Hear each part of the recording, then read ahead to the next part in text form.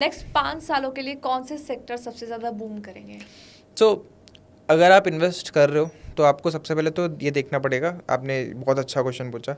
सबसे पहले तो आप ये देख लो कि कौन सी इंडस्ट्रीज हैं जो आउटग्रो करने वाली हैं। मतलब ऐसा नहीं है कि कपड़ों की इंडस्ट्री बहुत तेज़ी से ग्रो कर जाएगी। Overall textile, certain brands will grow, but textile as a industry will grow at simple 5-6%, जो इंडिया की पॉपुलेशन बढ़ेगी। बहुत तेज़ी से तो ग्रो कर नहीं सकती है। कुछ ब्रांड्स ग्रो करेंगी, हाँ ये सर्टेन ब्रांड है, इसने एक अच्छा कपड़ा डिज़ाइन निकाला तो ये grow. Sector as a industry कोई बहुत बड़ी ग्रोथ नहीं है।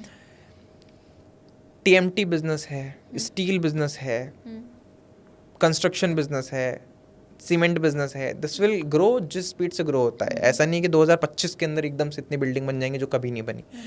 बट कुछ सेक्टर्स हैं जो बाकी सेक्टर्स से ज़्यादा आउट परफॉर्म कर रहे हैं। For example waste management. अब अभी तक हमने वेस्ट को बिल्कुल भी मैनेज नहीं करा, अभी भी नहीं कर रहे हैं, बट ये एक प्रॉब्लम है जिससे सबको डील करना है। वाटर क्राइसिस, गवर्नमेंट ने बोला है 2030 तक 40% Indians will not have access to drinking water, और ये प्रॉब्लम है। आज आप मेट्रो सिटीज़ के अंदर जाओ, पानी कितना मुश्किल हो रहा है।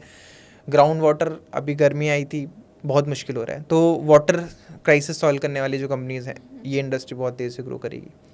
डेटा सेंटर, एआई के ऊपर जो कंपनीज काम कर रही हैं वो ज़्यादा तेज़ी से ग्रो करेंगे। तो आपको अगर एक सेक्टर मिलता है which will out perform other sectors, तो सबसे पहले वो सेक्टर ढूंढो। अभी जैसे डेटा सेंटर हर साल 50% 60% कैगर से ग्रो हो रहा है, बिकॉज एआई का यूज़ हो रहा है। आप एक चैट जीपीटी करते हो, बहुत कंप्यूटिंग पावर वहाँ पे जाती है। वो हो गया।